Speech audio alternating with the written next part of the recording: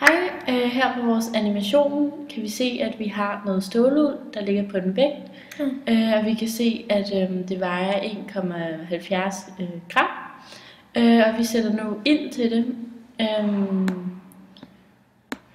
Yes. Så herovre i forstørrelsesglasset kan vi se, at vi har nogle jernatomer. Og udenom Fe, og så udenom har vi de grønne, som er nitrogen, N2, og de røde, som er oxygen, O2. Ja, og når der sættes ild til jernatomerne Fe, kan man se, at oxygenatomerne binder sig til jernet, og danner jernoxid. Nitrogenen derimod svæver stadig rundt om jernet, og så også oxygenen.